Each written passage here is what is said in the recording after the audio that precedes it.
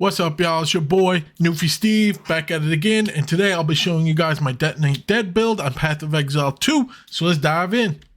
Now, first things first, we're going to go over the gems. I'm going to quickly go over these.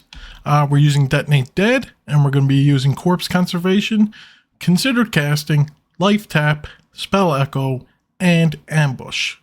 We're also using Cast on Critical, because we are playing a critical build. We are playing a Blood Mage also, so we also are using Detonate Dead there again for bigger explosions. This is really good to have, big damage. We're using Inspiration, Energy Retention, Impetus, and Magnified Effect.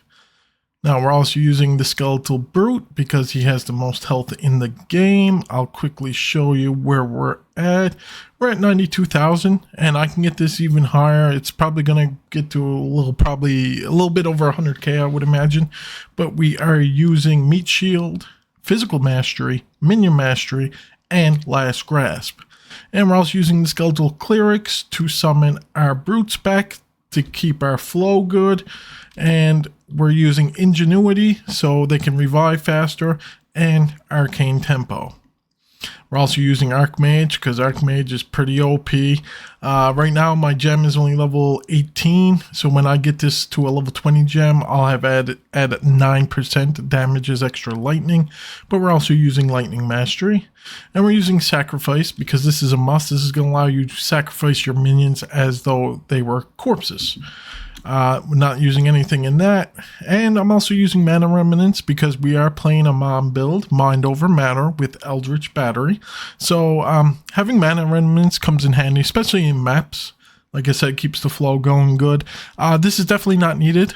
It depends how you like the playstyle. It's totally up to you.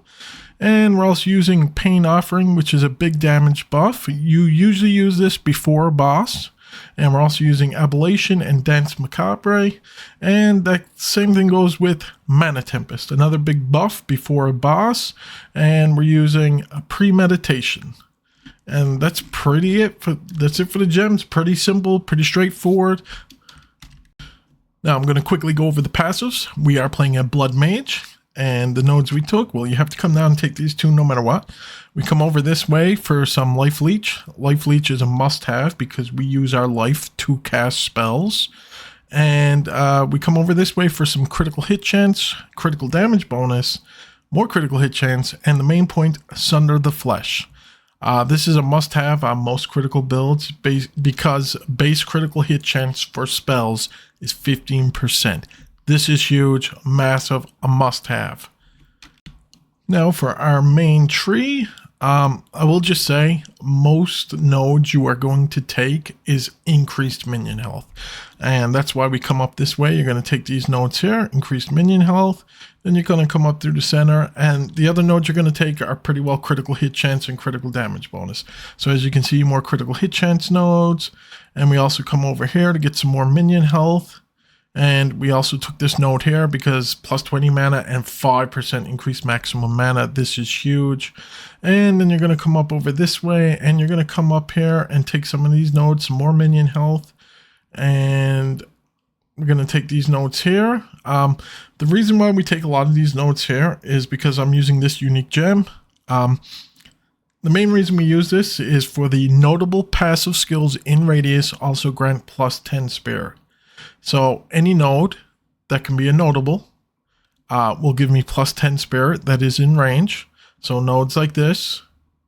Also these nodes over here. We also take these nodes, but these are good nodes because you get increased area of effect. This is going to be huge for your Detonate Dead. And these nodes here also give spell damage to your area of effect. I will say one of these nodes here, this one here, I would take this node no matter what because minions have 20% increased movement speed. Now the reason why I like this is because we're moving a lot, and with the increased movement speed to your minions, they react a lot quicker and you need them to run up so you can detonate them. This is great to have, but a lot of these notables, they're good to have, plus they give us all plus 10 to spirit. So this gem here is very important. Then we come over this way, and you're going to come all the way over here. We're going to take Mind Over Matter. All damage is taken from mana before life. We also come up this way to get a jewel slot. And we also come down here to get another jewel slot. And we took these nodes in here for more increased area of effect. Area of effect is very important. And we also took these nodes here for more minion health. And I forgot to say, we got these ones up here, more minion health and more minion health. Very important. And then I come all the way over here to get another jewel node. And then we're going to come back up this way, come up here, take another jewel node, and we're coming all the way over here, and we're going to come up and take Eldritch Battery, converts all energy shield to mana.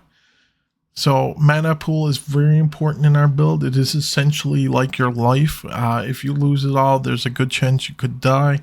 We also come up here and take this node here, Arcane Intensity, 3% increased spell damage per 100 maximum mana.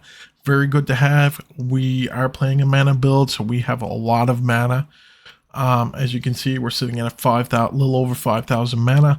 And we're also going to come over and take this node, 12% increased maximum mana. Very important, huge mana buff. And then we're going to come down here and take these nodes in here. Very important. These three here, 5% chance to not destroy corpses when consuming corpses. So we're casting Detonate Dead a lot. It would consume a corpse. You have a high chance of not consuming a corpse. So these three here are very important. And then we come down here, get another jewel slot, and we come in here and take these nodes for some critical damage bonus. And you also get some intelligence here, and you get some critical hit chance with some dexterity here. These nodes are important, and we also come up here, take this jewel, and come all the way down here, and you want to take these because critical hit chance, and this one here gives 50% increased critical hit chance. Very important. And then we just come down here and took another jewel node. I'm going to talk about my jewels for a second. Like I said, this one's a very important one, but we're also using the Grand Spectrum Emerald, 2% increased spirit per socketed Grand Spectrum. Now, as you can see, when you read it, it says limited to 3. So you get 3 of these. It's a big spirit increase. As you can see, I got one there, one here, and where's my other one? I got over here. Very important. Also, another very important jewel to have is Prism of Belief, +3 to Skeletal Brutes. This is a huge buff. It's a must-have. Now, some of these are going to be expensive, so maybe work your way at it. But that's pretty well it for the passes. It's pretty simple. You want minion life, critical hit chance, critical damage bonus, and area of effect. It's pretty well all it is. And that's it for that. Now, I'm going to quickly go over the items. I don't want to spend too much time at it, but we're going to start with these gloves. And the reason why we have these is because they have a high increased critical hit chance. I think perfect is 50%. And they also give a lot of intelligence, which is really good to have. And the main part, leech from critical hits is instant. We're playing a critical hit build, so we're pretty well getting critical hits almost every cast. So very important to have these gloves. We're also using Ingenuity. Obviously, this is like a BIS for most builds, just so great to have. And the main thing for most of these items is you're going to want like mana and resistances. Mana is very important. This is a mana build, so every item you're going to kind of want a lot of mana on it. So the boots have high movement speed, mana, resistances. For the rings, we're using breach rings, and I mainly use these for mana, rarity, because we're using the Ingenuity belt. This gives us a lot of rarity, and resistances, and cast speed is very important. I have that on both rings. Mana, rarity, cast speed. Also having mana per enemy killed, very important. This build doesn't use a whole lot of mana, so having these on your rings will keep your mana full at almost all times. For the armor, we're using Invictus, obviously.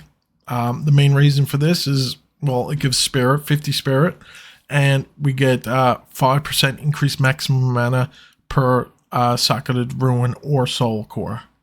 So we got 10% increased maximum mana, and that's from these here.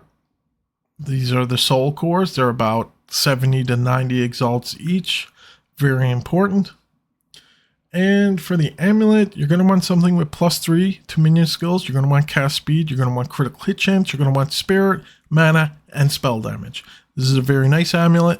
You can still get better. Totally up to you. And for the shield, we're using this. Another big one because of the effect of socketed soul cores.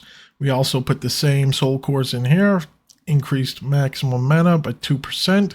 For each one. So between the armor and the shield, you're going to get a huge boost in mana. This is the main reason why we're sitting at a little over 5,000 mana. For the helmet, you're going to want to get something with +2 to minion skills, mana, and resistances. You could get either a 2-socket helm, or you can get a corrupted one with +1 to minion skills. That's what I'm aiming for. So this can still be upgraded. And for the scepter, you're going to want to use something similar to this. Like I said, you're going to want mana, high spirit, high minion skills, and high increased minion life. This can be replaced. I think the max on minion life is 50%. So if you can get something with 40 plus, you're doing great. You're going to want something with +5 to minion skills, high mana, and high spirit. Pretty simple. And that's pretty well it. Now, I will say this before I show you guys some mapping and some bosses. For the bosses, you're going to want a staff on swap, and you want something with Sigil of Power. So that's for our swap, and that's going to be another damage boost.